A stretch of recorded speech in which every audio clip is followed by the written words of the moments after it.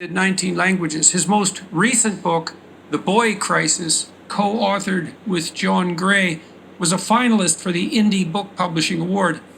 His other books include the New York Times bestseller, Why Men Are the Way They Are, plus the international bestseller, The Myth of Male Power. A book on couples communication, Women Can't Hear What Men Don't Say, was a selection of the Book of the Month Club. And Why Men Earn More was selected by U.S. News and World Report in 2006 as one of the top 4 books on career. A very practical book, by the way, for men and women alike, contemplating how they might maximize their earning power over the course of their career, although that comes at other cost, obviously. Dr. Farrell has taught at the university level in 5 disciplines and appeared on more than 1,000 TV shows, being interviewed repeatedly by Oprah and Barbara Walters, as well as by Peter Jennings, Charlie Rose, and Larry King. He's been featured multiple times in Forbes, the New York Times, and the Wall Street Journal. He's also the only man. So then that means the only question for me then, when I hear you say that, Jordan, is he a purposeful liar or an accidental, liar? It's the only question I would have at this point, because it's coming out of a human's mouth. Anything out of our mouths is a fucking lie first, and then you can look at it from there. So when I hear that he's been on Larry King Live and MSNBC and all these places and all this stuff, he's being propped up by either the Freemasons or the slave masons, one or the other. And both Freemasons and the slave masons, it's just a word I just made up. Pretty much the same thing, because it's all about division, right? It's all about this positive, negative, in and out, up and down, left and right, black and white, all these things. I wish that he would have shown, and you, I'm about to turn the volume back up, but people like yourselves, I really wish we could have pulled everybody else back into this. Us being white, I wish we could pull the blacks back into this as we rise up, if we really do rise up. That's my hopes, but who knows if we really will. But if we do, we have to understand the benefit and the need for blacks as a color, as the heavy metals and minerals have shown me as I've been watching the system for the last 5 years.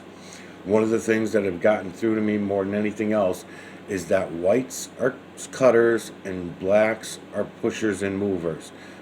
To simplify it, movers, okay? So we as whites are cutting and moving on our own and leaving blacks out of it for the most part, because the percentages are off.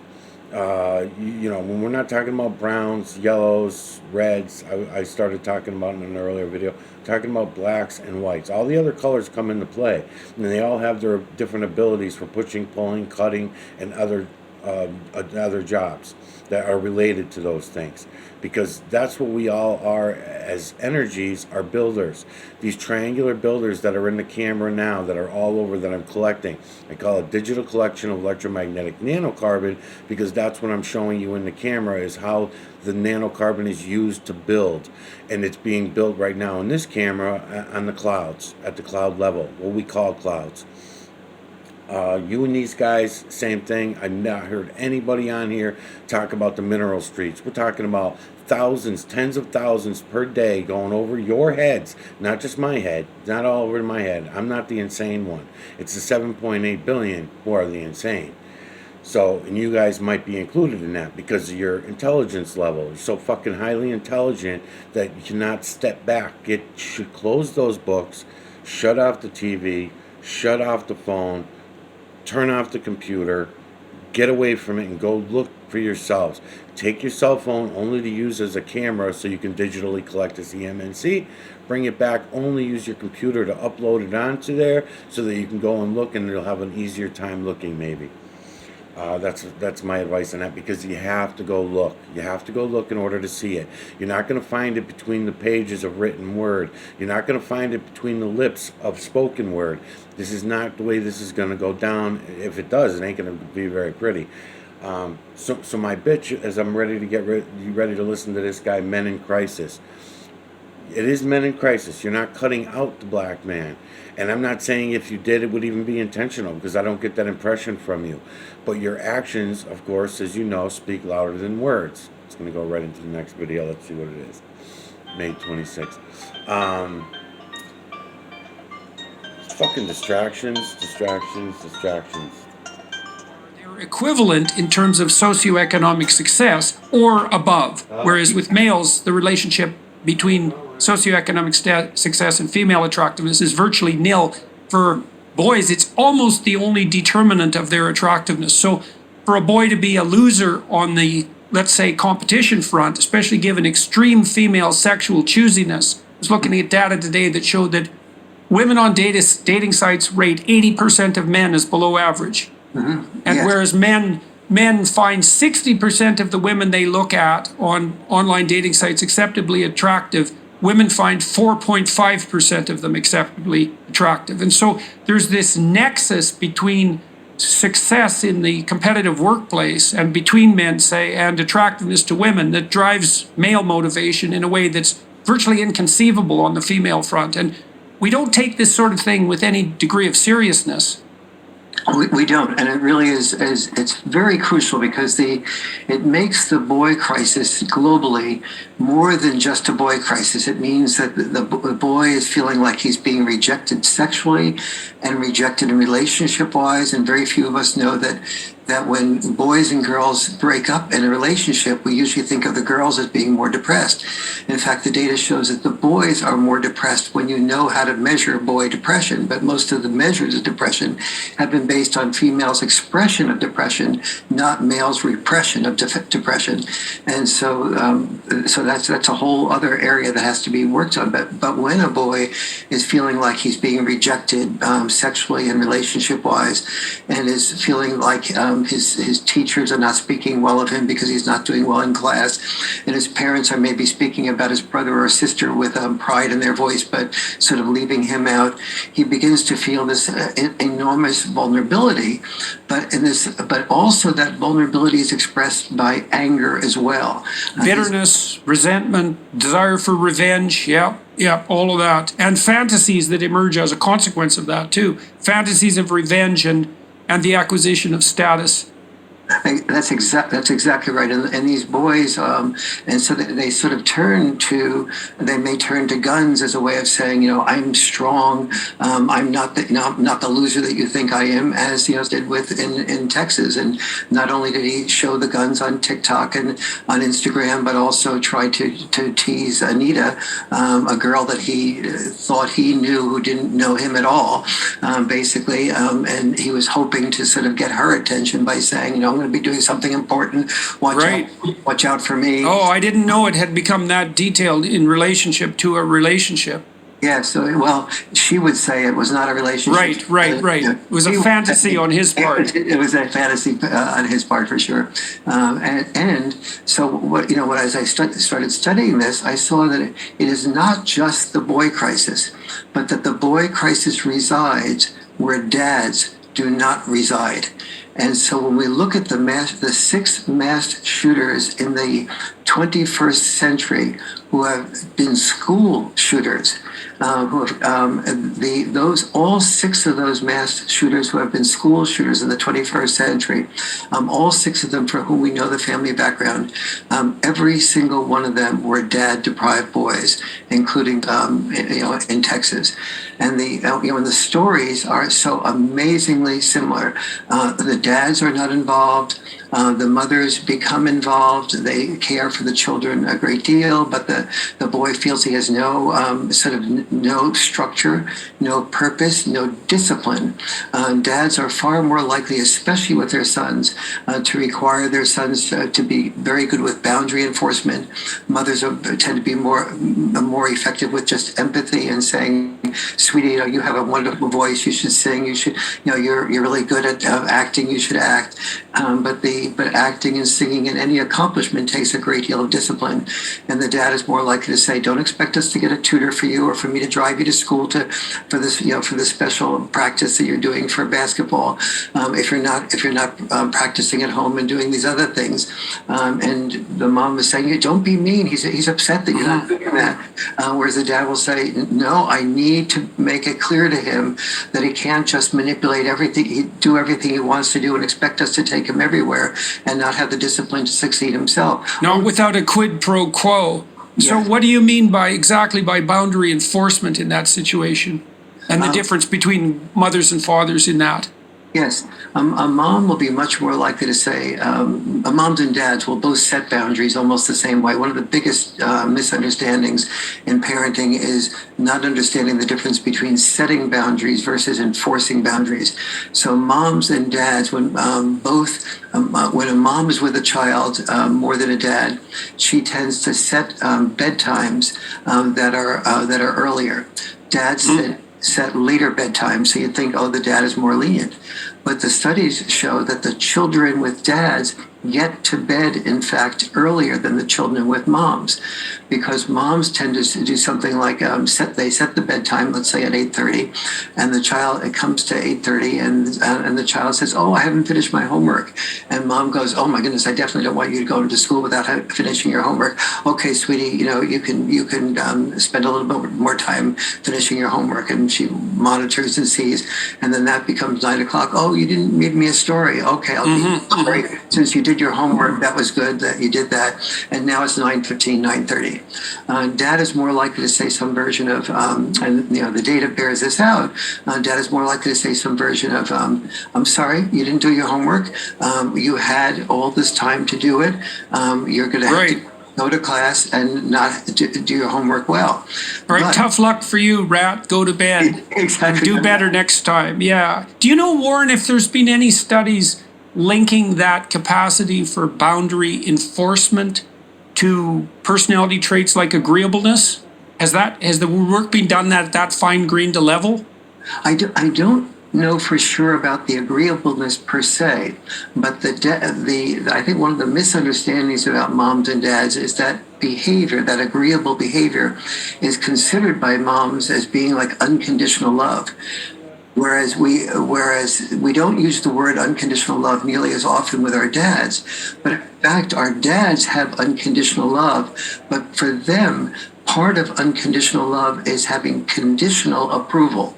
Yeah. Well, I think maybe that's the distinction between, it's something like the distinction between that all-encompassing maternal acceptance that's maybe at the core of infant care and the encouragement that's more patriarchal or patristic to develop. And those things are juxtaposed to some degree, because the universal love is, well, you're okay exactly the way you are and we accept you, but the conditional love is, no, you have to grow up. And because we love you, we don't want you to stay infantile. We want you to develop competence. We want you to be not only socially acceptable, but socially sophisticated, productive, generous, and that's all conditional on, well, a very high level of behavior. Absolutely, and we see this also, exactly right, and we see this even in the way family dinner nights are constructed, and we all know that family dinner nights are highly correlated with a healthy family and healthy children. But many family nights deteriorate into family dinner nightmares by the mother and father sort of interrupting the child when she or he is talking or arguing a different perspective on something, and then the child feels like, and then you notice the child is talking quite voluminously to their girlfriend or boyfriend, but not to the parents. And when the parents ask them something, they just shut up before they start up because they don't want to be interrupted. But the parents that are really good at listening to the children are oftentimes filled with empathy without understanding that being only empathetic toward a child does not produce an empathetic child. It produces often a self-centered child. Right. That is filled with himself. And so part of what I discovered was so important in family dinner nights is to make sure that the children also are required, not encouraged, but required to also listen to the parents' perspective without interrupting them, and to empathize with it and say, "Mom, Dad, what I hear you say is this. Is that correct? Did I distort anything? Did I miss anything? Is there anything you want to add, Mom or Dad?" Well, very few children do that to their moms and dads, and unfortunately, that's that great technique that was pioneered by Carl Rogers, right? Listen and summarize to the other person's satisfaction. Yes. It's a great communication style. It's very annoying if you're trying to win an argument with someone and just crush them. But if you actually want peace, then it's a wonderful communication style. And so, yeah, well, see, let me run a couple of things by you. Tell me what you think about this. So, I was talking to Franz de Waal the other day, a primatologist who studied chimp behavior. And one of the things he said was that you give female juveniles, chimps, a block of wood that's, about this big, say, they'll frequently carry it around in their arms or carry it around in their back like an infant and care for it like a doll, even though it's just a block of wood. And the males, juveniles, do not do that. And if you give the female chimps a doll, a teddy bear or a doll or a chimp doll, whatever, they will definitely care for that. And then they will share it with their compatriots because chimps essentially have friendships. And they will become extraordinarily upset if the people or the chimpanzees that they're associating with don't take proper care of the doll. If you give a doll to a juvenile male, he'll tear it apart to see what it's made of. And so that it's the projection of the infant onto the block of wood that's particularly interesting to me, because one of the things I see happening, I would say, on a broad scale level in our society, this is perhaps where might get somewhat contentious, is that I think with the feminine ethos that's centered on infant care, which is an extraordinarily important thing to be centered on given the dependency of our infants. Imagine the world is sort of divided into three parts. There's infants, there's infant caregivers, and there's predators. And so infants can do no wrong. Infant caregivers are motivated by the highest and noblest of motivations, which is essentially an all-encompassing empathy. And anyone who isn't either of those two things is to be regarded with severe suspicion. And that's a very good ethos if you're dealing with infants, but it's a very bad ethos if you're dealing with, larger scale social organizations. And I see. Okay, so then if that's the case, then how is it, my question to you then, Jordan, is why is it and how is it, because everything has to be in a form of a question with me because I don't have a degree like you, so unfortunately my videos get deleted. How do you figure we bypass our mirror neuron as parents, chimpanzee, human, feline, canine, take your pick, rodent or beast? How, hopefully this rolls right into the next video. Let's see. See what I mean about distractions? Everything's a distraction. Okay, so so this is a very interesting question. It goes to everything that you believe in, your serotonin experiments on the lobsters and stuff too. Okay, so as parents, the babies now, we have lots of excuses built up for these things. I do realize that. Like my first question to you would be, how do we lie to ourselves in order to even have a birth nowadays? Birth is taken out of the hands of the mother, really, out of the hands of the parents. It's a medical industry thing nowadays. It's no longer a natural thing.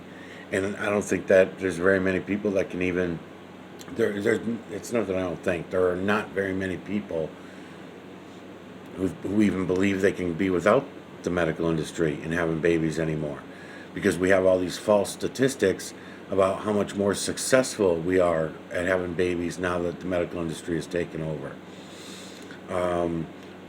There was a line that was crossed between having births in the medical industry a long time ago, and them lines, many lines, as a matter of fact, through all of it, and they were all crossed. So how do we bypass our mirror neuron? We need to have a mirror neuron manipulator, men and women, in order to bypass that mirror neuron, because otherwise we would see it for what it is. We would say, okay, these vaccinations that we're giving our babies up until they're 3 years old, terrible stuff. Most of it is bad for the human, and yet we do it, and we still do it. It can be proven medically, but yet they'll always give you the other side of it and say, oh no, this is why it's good. And they'll name off 10 things that might truly be good, but mixed up in those truly good things is a bunch between all the shit. This is what makes it a lie, because all those truly good things in between them are truly bad things that also go with those good things. So therefore, it's no longer good. That is what makes it a lie. That's why when we say, oh yeah, vaccinations are good for the babies, it's good for the children, it's good for human beings, it's protecting them, those are all good things, right? Good notions. But if they're not true and they're really not good for us, then that means that the human had to bypass the mirror neuron. And I can assure you, you will answer the question honestly to yourself. They're not good for us, and none of it is. Now, if the medical industry wanted to help us have babies and was under a different title, didn't have so much damage being done to the human being born in a hospital and being born by the medical industry rather than just being born naturally, right? And this is easy to get carried away with. I mean, our cat had kittens, and I had people left and right telling me, if you have problems, bring it to the vet to have the kittens and all this. And what problems? What do you mean? Oh, well, anything could go wrong. I mean, the chances of things going wrong are pretty slim. The mother seems to know what she's getting ready to do, and she did, and it was not a big deal to her at all. But to me, as the human and the other humans around me, this was a major fucking thing, right? They'll use excuses and say, yeah, that's because over thousands of years we had so many deaths and this kind of thing like that. Come on, man. If we're going to be talking about the deaths of births, the more happen in abortions. We abort more babies intentionally through abortion, legalized abortions, and not only legalized abortions, but encouraged abortions, encouraged to abort our babies. We encourage ourselves. So how do you bypass 7.8 billion mirror neurons? And believe me, I know about psychopaths. I know that psychopaths don't possess mirror neurons. I get all that. I hardly hear you talk. I hear you mention psychopaths, but I do not hear you talking much about the mirror neuron. I'm hoping to hit some of your videos, Jordan, that will talk about these things, because they do relate to all these different subjects. The mirror neuron and the mirror neuron manipulator. They hold a lot of the answers that you and your friends and your colleagues are claiming to be looking for. So that's why I don't understand why you're not seeing it. It's right in front of us. It's all right there for us to see. I don't understand the confusion. Not from people as intelligent as yourselves. So it makes me suspicious that everybody's intentional, purposeful liars. I'm hoping that you're not. This guy that you're talking to right now, he might be. So how do we do that? So how do we, as human beings, hand over our children to the medical industry, to politicians, to governments, and do this and pretend that it's not happening? Because everyone's claiming that this has happened in the last 2-3 years, 5 years, 10 years. No fucking way, man. This has been going on all along. Now, granted, I was young and dumb and drunk and high and everything else. So when I was a kid, so I didn't pay attention to it all. I just figured someone else was handling all this, and whatever they said must be more true than my truth. So I just kind of played it that way until things start going shitty here and there, and you're looking at it and saying, wait a minute, that's not right, especially when you have your own kids. Because someday, it comes and you have your own kids and you're like, holy fuck, man, the whole thing was a lie? Oh my God, and I'm supposed to pass these lies on to my children, and I'm supposed to convince them to live by these same lies that I now recognize all as lies? The religious lies, the political lies, the spiritual lies, you name it, all lying ass motherfuckers, man, every one of us. It's unbelievable. Anyway, I forgot what I was going to talk about. Manifestos, for example. But also, and then they can have these fantasies. It's like the same kind of fantasy that a suicidal teenager will have, because the suicidal teenager will often fantasize about as if he's a spirit that will be there at his funeral. Everybody huddled around the coffin, including the boys and girls who rejected him, expressing their sympathy for the way that he behaved, expressing their sorrow for for the mistreatment that he suffered. The parents are doing the same thing. And he sees this in a very dramatic sense. And there's an elaboration of that on the violence side. And they want to be notorious. And you ask why, and why boys, not girls? And the answer is, well, success to boys is linked with. Now, this is true. This is true. We all have these thoughts, and it's nice to see somebody like yourself coming out and talking openly about them. We all know, but then we know in our minds from seeing death around us by being exposed to other family members dying, then if we have a half a wit as we have these contemplations in our mind of making everybody regret, it doesn't include taking out other people on our way out the door. Those fantasies that you're talking about right now, I've had them myself. Everybody has. I think it's pretty normal. It's just like the sexualization shit. The programming that we receive as we're growing up, especially on the TV screen and in the books, in your case in the books, Jordan, but when you look at what we had done to ourselves through the programming, then it's much easier to see and understand, you know, how we did this. In other words, the sexuality, right? Okay, you're a teenage boy and another boy or a man bumps into you, your dick turns hard. All right, so once your dick gets hard, this is now I see how I get distracted all the time like this. It's fucking ridiculous. I know that wasn't, my videos are for some reason not going through on real time. Oh, that's why, because they were 12-minute videos. Let's go to this one.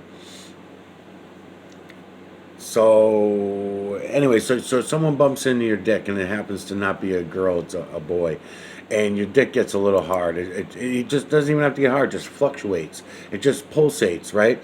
Because it was touched. It had a stimulation to it. You consciously have to go through. All men and women go through the same thing. Women, it was even harder for, I think. Oh my God, am I gay? Why didn't my dick just jump when a man touched me? And it had nothing to do with, but you're still contemplating it all. And this was all false programming that we received, that if this happens to you, it means you're gay. Not being able to be, for men, boys, to be in touch with their feminine sides. Men supposedly having to be only masculine and not being in touch with their feminine side, but at the same time keeping their masculinity. Those things were all torn down as we were growing older. And something happened before our generations even came along, back to our founding fathers, when that transgenderism shit was already going on. That's why men, because men were running 100% of everything, running it, as far as the businesses, the monetary gain, the food, all that kind of shit, that was all on men. So women had a different role. It was still a 50-50 role, because everything that they were doing was also just as important. Not one was more important than the other. They had their role as well. But when you look back at the way we did all this programming shit, statues, visual effects, artwork, and how we did all that. In other words, another example of this might be the way we turned Jesus into a sex symbol, right? The thought, the idea of Jesus Christ, right? Because we don't know that Jesus Christ was a real person. As a matter of fact, if you go by the stories, it doesn't make sense that he really even existed in the way that we claim he existed or was here. 30 years after the story, where was he for all this time? None of the shit makes really sense on a scientific, logical, can we replicate it, that type of thing, all that kind of stuff, right? Nothing's given to us straight as facts. We're told spiritual rather than electrical. We're told the energy is spiritual. We don't not explain the energy as electrical. Even now, when we watch enough movies about the Matrix and about holograms, and we know enough about holographic imagery and that kind of thing, now they're going to try to steer the religions down these scientific roads. How you could not see that, Jordan? How you could not understand and see that the heliocentric model was filled with just as many lies and bullshit stories as the geocentric model? How you could not understand and see that? And before me, that means that you had too much education. You are overeducated. You are programmed. Because as I was starting to say in another video, you'll find that I cut myself off all the time with any little thing that goes wrong because I lose my train of thought easily. I'm just that kind of a moron. So when you look at the big picture of all this and you say, okay, this doesn't make sense. The sun cycles are not making sense in a holistic model. The moon cycles. Look, you're not even looking at them. You're not even okay, the moon, they landed on the moon, I heard you claim to people. You're furthering these lies by saying shit like that. Why not just play it like you're playing it with the religions, like with the Bible, and say, this is what was said, this is the logic I can make out of it.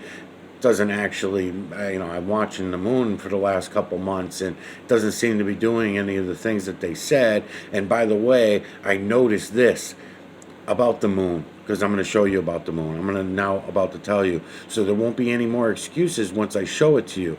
There won't be any more excuses to say, oh, I didn't know because I didn't see it. I was distracted by all the programming and the entertainment, right?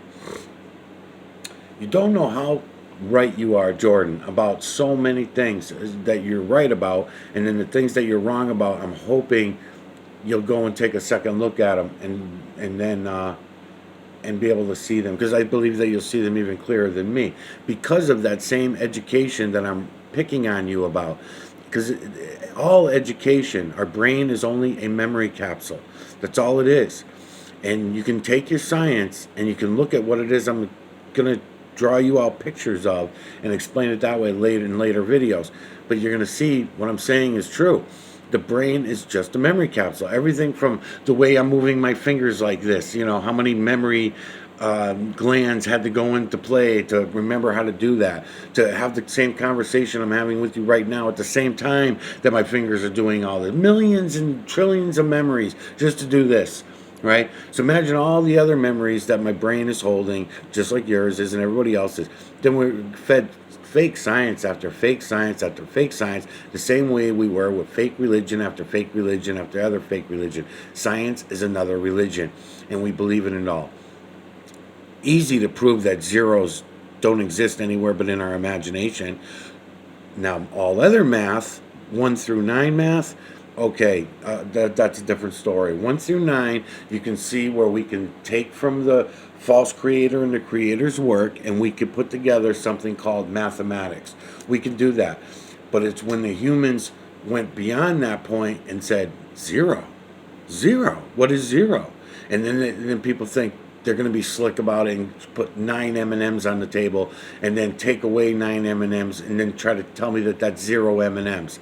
Fuck you. You're the one that put the 1 through 9 M&Ms down on the table in the first place. That doesn't equal 0 if you take 9 M&Ms away. If there were no M&Ms in the first place, what it means is we have to come up with other terminology and understanding of 0, none, not, no. We have to come up with a different meaning and terminology for that, because 0 and infinity do not exist. So, you could say a maximum of something, but you cannot say infinite. And at least not in reality, because it's not based on any truth. It's only based on imagination. Now, humans have an imagination. I don't see why we should waste it. So if we want to go ahead and use our imagination, say, okay, well, here's something that I can imagine called a 0, and it means nothing. What is nothing? And then you can explain that nothing. But to put it into nature and say that God and nature itself and everybody understands, no. And then our computer and internet and all this computer scam that we've been putting up with, which is garbage. It's all garbage. I'm using it now to show you what I'm showing you even. And I know that it's garbage, but it's the only way that I can get out to everybody, because as I explained in the last series, we don't know how to use the energy that's all around us. We've been so programmed the opposite directions and filled with distractions in our lives that we're not paying attention that we always had use of the true creator's energy. We always had use of it. No sense in, again, I don't want to say no sense in it. We should be praising the true creator for what he's given us, thanking the true creator for what the true creator has given to us. I'm trying to get rid of he and she when I'm talking about the true creator, the creator, and the false creator. That's why I'm stumbling over my words a little bit. But we should, in my opinion, we should be. I don't see any reason not to. But the problem is in that same breath, I'm going to explain to you that the true creator, it's going to fall on deaf ears. The true creator does not give a shit about the biosystem. So, but the true creator, when we say care, when you turn it over to the energy, the true creator offers us that we can all use. We all share it. We all are living in it. So we can all share this, but we have no admittance to it. We don't admit to it in our conscious realm. We deny it by making up all these other false narratives to live by. It's ridiculous, man. It's fucking ridiculous. Oh yeah, you're gonna have good and bad, heaven and hell, good and evil. Yeah, okay, but all for the wrong reasons. That it's not for the reasons that we're told. Because if that was the case, then everybody would be more understanding of the balances of it all, and not see such an issue with them all. Um, but again, no one will look. No one's looked so far, anyways. So I hope you will go and look at some of these things. As I hear you say shit, sometimes I'm not even in the room. I'll hear something and I'll come in, I'll make comments on it. I'm going to do that while I'm making the soundtracks anyway. I'm just making soundtracks. These are research vids. Those are clouds that you're looking at. Same clouds that are above your head. Same things that you call clouds, which, again, I don't understand why someone who worked for the United Nations does not understand what mineral streets are, how they work, how they control the weather using these mineral streets, sine waves, sound waves on top of them in order to steer them into place. What colors are these heavy metals and minerals? They're whites, blacks, and everything in between. As far as shades and shadows go, there are reds, blues, greens, yellows, all different tints. As far as colors go, we can see the patterns of the triangular builders. Everywhere you look, they are everywhere. You cannot miss them. And to claim that we missed them for 6,000 years is only the idea that our ancestors sold us out. We were told that if we seen what it is I'm showing you, we were immediately to be committed.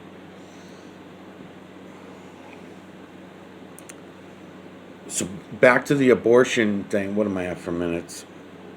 Back to the abortion thing I was talking about. I don't know if I have enough time to go. So we have lots of ways of sacrificing our babies. We've been doing it all along. I'm glad to hear you talking about it, that it's happening now, but I don't understand why we're only looking at it in one or two different ways. Like, I got pissed under the Candace Owens series by hearing her talk about the Aztecs sacrificing their children and their babies, and and how they found like 700 baby bodies that were sacrificed or something like that.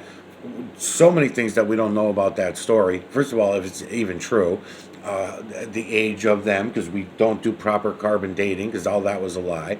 Then we also don't know, because we don't know what body parts were missing. Maybe kids were born handicapped. Maybe they were born without limbs, or other situations that their parents could not handle.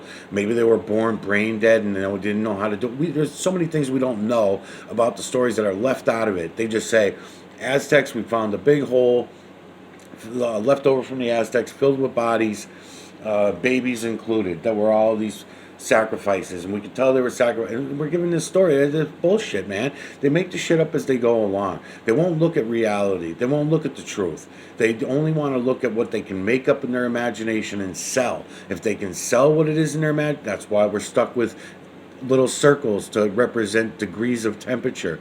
That's why we're told that gravity is gravity, and really gravity is just an effect of electromagnetic current. We're told that the sun is providing us heat, when really it's the electromagnetic current that in the sun's range, and when the sun's realm becomes a temperature of heat that we know. So all these things that we were lied to about, it's so easy to see that they were lies. I mean, the shit about the sun and the moon and shit that we bought, ridiculous. I mean, someone as intelligent as you can't go back and look at the moon landings and take another look at it and say, holy shit.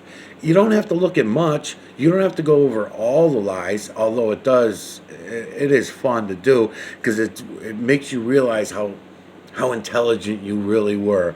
How intelligent you really were at that young age in 1969, that you went along with such nonsense, and then you believed it all these years, and you helped the human lying motherfuckers with their lies by promoting that idea that men went and landed on this moon, that outer space is what we're told it is, that Elon Musk is flying anything for that matter outside this veil. And you won't even call it a veil, you're going to call it a Van Allen belt. And you're going to say the Van Allen belt, and you're going to make up excuses for them about how they got through this supposed 2,800 degrees Celsius, 2,500 degrees Celsius barrier. And not only that, but you're going to go along with the idea that there were originally, when Van Allen found the belts, there were 3 belts he found. Then it went up to 7 over the years. Now we're up to maybe 11 belts. And you have to go through it like a fucking zigzag. So the ship has to go up and then over and then up and then over and then up and then over. And we don't see none of that. There's no questions about any of it. We just say, oh yeah, no, the rocket just goes right there. What? And then you listen to somebody else. That's why we call it now a spinning wet parocket ball, because the whole thing was a fucking joke. And the joke was on us, the human population. Just like they started with all the other, I don't even know what to call them now, because religions, everything has to be thrown in as a religion. Science has now hit the plateau. Science and medicine can now be looked at as just another religion. Because what it is I'm showing you, if you choose to go look for yourselves, then you will see that science and medicine can get added with all of the other religions that we had over the thousands of years. And we don't even know how many thousands of years. I'm going to tell you, too, that as we go along, I'm out of time. No, 41 minutes. Trees are not our friends. Plant life is not our friends. Where's the evidence for that? First of all, where is the evidence that they're not our friends? Is right here in front of you. When you start looking, right now we're only looking at the clouds, at the cloud level. So there's a lot of things to go over about what you think are clouds and what you've always thought were clouds and what you thought were clouds in the ancient times and all that shit. We used to have control over them then. We have control over them now. The only difference is there's a very small amount out of the 7.8 billion. There's a very small group who actually knows about it all and how it works. The rest of us that also know about how it works and know that it's working will refuse the evidence. We will refuse the evidence that's right in front of our own faces, right above our own heads. And we refuse to say, no, that doesn't go along with science. No, that doesn't go along with the 20,000 books that I read in my lifetime, Jordan Peterson. This does not go along with everything my teachers told me or what my parents taught me. This doesn't go along with any of that. So therefore, I'm not going to go along with what I see with my own fucking eyes, what I can hear with my own ears, what I can feel in my own heart and my own soul, the soul that you keep talking about on your videos that are so important to you to get to. Here you go. I'm going to give it to you. I'm going to offer it to you. I hope you take it. I hope you run with it, because no one else seems to be. No one else seems to be going with it. So I hope as we go through your series, that's my biggest hope for all my series, is that these people will somehow come to my series and they'll see what I'm showing them and they'll take off with it and take it way beyond anything that I can ever take it.